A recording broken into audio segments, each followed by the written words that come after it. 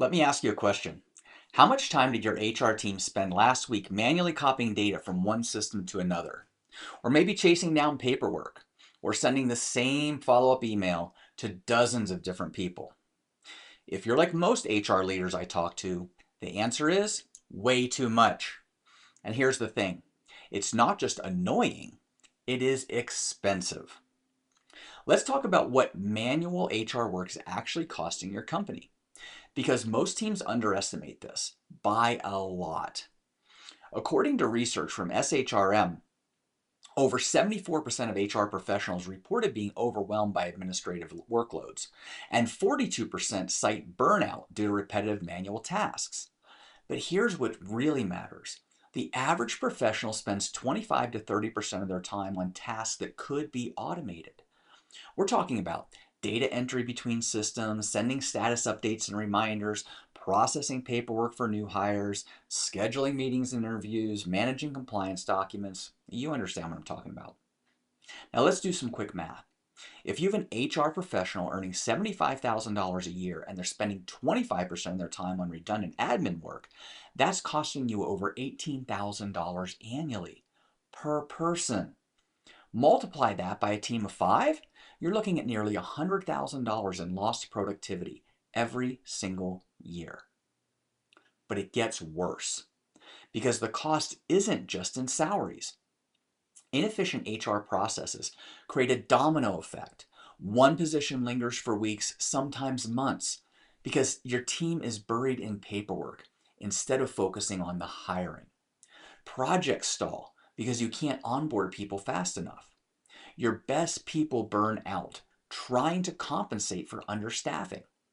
And unfilled roles, they cost businesses an average of just over $4,000 per role.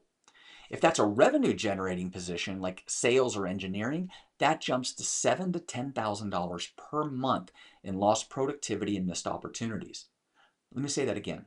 A single unfilled role can cost you over $10,000 in lost revenue per month. That's not just an HR problem, that is a business problem.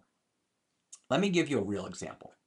I worked with a mid-sized healthcare organization in Dallas with over 2,000 employees. They were managing their entire HR operation, their hiring, onboarding, document processing, with email, spreadsheets, and systems that didn't talk to one another. Their average time to hire, 38 days. New hires were constantly frustrated by lost paperwork, inconsistent communication, and onboarding delays. When we helped them by integrating their ATS with their HRIS and their payroll system, automating candidate emails and document requests, here's what happened. Time to hire dropped from 38 to 21 days. Onboarding time shrank by 60%. New hire satisfaction jumped from 3.1 to 4.7 on a 5-point scale, and they saved over $140,000 a year. That's the power of eliminating manual work. Now, I know what you might be thinking. Jeff, we're not a big company. We don't have the budget for fancy automation tools. I get it. But here's the truth. You can't afford not to automate, because every hour your team spends manually entering data or tracking down signatures or forms, that's an hour they're not spending on strategic initiatives or employee engagement or helping you build the culture that you want to create in your company. Manual work doesn't just cost money, it costs momentum. The good news is this is fixable, and it doesn't require a massive overhaul. In the workbook, you'll find a tool called the Time Thief Worksheet. It helps you calculate exactly where your team is losing time and what that's costing you in real dollars.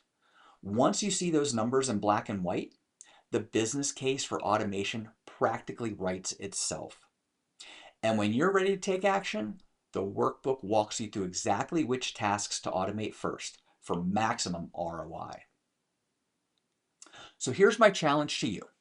Stop accepting manual work as just the way it is. Start tracking where that time loss actually is, quantify the cost, and then take one step, just one, toward getting that time back. Because your team didn't get into HR to be data entry clerks. They got into it to support the people, build the culture, and drive business results. Let's give them the tools to do that.